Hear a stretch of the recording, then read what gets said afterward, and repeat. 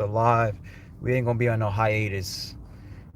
We're keeping it going. I actually should have been on here a long time ago, earlier today.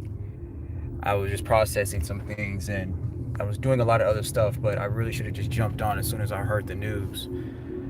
And that's what I wanted to do, but I kept pushing it off. I was like, okay, I'm gonna get on here and get on and get on and get on. I need let me prepare myself. But I hate when I do that. It's just like forget the preparation, just do it, me. You know. But it is what it is. I'm here now, and that's why I'm on here right now talking to y'all as I'm driving.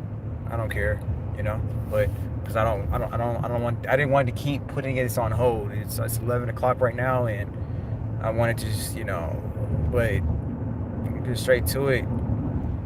Chris Johnson situation, man. As soon as I heard the news, man, I wanted to just do a breaking news video and just really just give my authentic, genuine thoughts and emotions about the situation. I'm gonna be honest, man. I cried a few times today about the situation, about the Chris Johnson situation. I don't even know Chris Johnson, and I shed tears for him. When I watched that video, man, when he was on Good Morning America talking to Michael Strahan, that just really, it messed with me.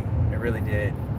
I mean, I don't know how young the group is that the people, I don't know how young my audience is. I don't know, like, I need to look at that. I need to really look at the demographics. But if y'all grew up, man, like if you were probably born in the 90s or whatever, and you watched football, you probably watched CJ2K. You probably watched Chris Johnson. Grew up watching him play like I did. He was such an inspiring, electrifying, entertaining, interesting, great player, to say the least. He was so fun to watch, man. He had this pizzazz, this type of swag to him that was just so cool. I mean, and he really just, I mean, I do remember when the be that running back. He was so unstoppable when he hit that 2000 rushing yards and 2,500 yards from scrimmage. The only NFL player in NFL history to ever do that, 2,500 yards from scrimmage. It was so fun, man, watching him play and how fast he was. Had 4.2 speed and just made it look so easy. And he is the last person I would have thought about something like this happening to. And it did. And it just reminds us, man, that we have to like live every moment, every day like it's our last. Like we can't take it for granted, because we can be on top of the world and then all of a sudden it can just be taken from us. And it's a freaking, I lost connection, but man, prayers up to him. I was praying for him today, and I don't even know Chris Johnson, but like it just made me feel so sad, like I knew the dude personally, man, because I feel like just watching him when he was talking from the technology with his eyes, and he has fight in him, man. Like, could you imagine just being a prisoner in your own body, and you can't move? Could you imagine that? Like, just last year he was fine. That's my point. It's just like you can be on top of the world. I mean, he has a beautiful wife, he has a beautiful family. He has it all. He had it all, and then all of a sudden, just taken away from him just like that. And it's terrible. It's terrible. And the thing about it is that it can happen to any of us. Like, this is a disease that doesn't discriminate. It can happen to anyone. And so, we got, like, I think hopefully it's a wake-up call to some people. I mean, hopefully it's a wake-up call for some of us to get our life right, get our stuff together, and to really live every day like it's our last, because tomorrow is not promised. Nothing is promised. Nothing is guaranteed, really, man. And so I really hope that not only does his story inspire that, but I also hopes that it also inspires further research to put an end to this disease. I mean, me, like, I have this channel. I'm building this channel, and I have a couple of YouTube channels, and stuff that I'm building. but I'm also studying to be a doctor myself, and so I I I I know certain doctors, and I know how some people in the industry are, how some, and this to me, in my opinion, don't get me wrong, our healthcare system, like, we have great doctors, but I just feel like we're so far behind. To me, with technology being so advanced and with AI being so advanced and it's quickly accelerating at a high level, I just honestly feel like we're not where we should.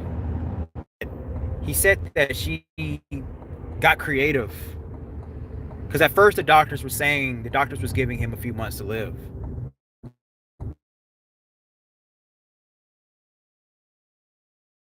Neurodegenerative disease, and it attacks your motor neurons,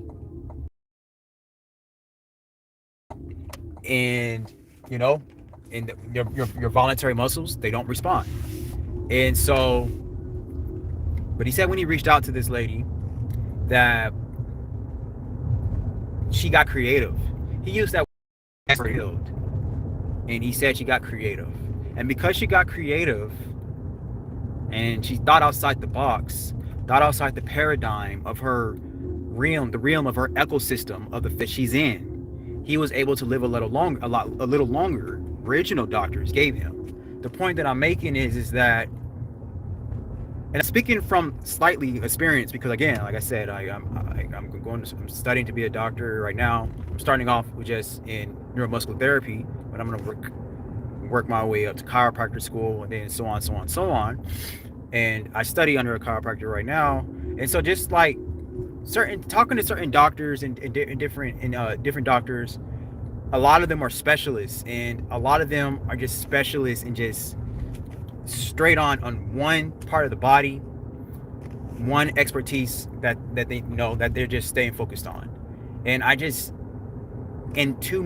feel like too many experts, so-called experts, specialists, are too focused on that one thing. And the argument that I'm making is that if we had more doctors, more scientists that was actually thinking more in a holistic, expansion, polymathic way, in my opinion, I just think that our medicine, the technology to combat these incurable diseases will be here. And the point that I'm making is that I felt like if we had more of those people who are in those positions who would think more outside of the box, that people like CJ2K wouldn't have to be dealing with diseases like this. Hence, this is one of the reasons why I decided to get into healthcare myself, because this was something that was always bothering me. There's certain things that was like certain incurable diseases. You're talking about diabetes, cancer, AIDS, all this stuff. I just feel like that I'm like, our technology is way too far advanced for too many people to be dying from incurable diseases. And now the thing about it is, what's making it even more scarier is that, it used to be that people who were older will suffer from these diseases. Now we have people who are younger. We got young people who are dying.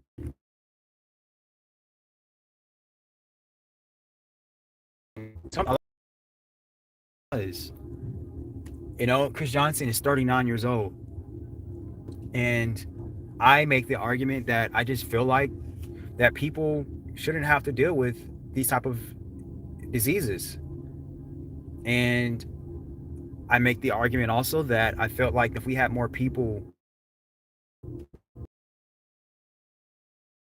with different fields, that a lot of this stuff will be combated. So hopefully, story can inspire that, which I think in a way it actually already is, because again, like, he used the key word, the doctors that are working with him, she's working with other doctors, and he used the word, he said creative. She got creative. You can only be creative by thinking outside the box of your own realm. So hopefully, man, he keeps advancing. Hopefully things keeps getting better for him. And I don't like using the word hopefully, but I don't really know what else to use. But I pray that God really moves in his situation. I really do.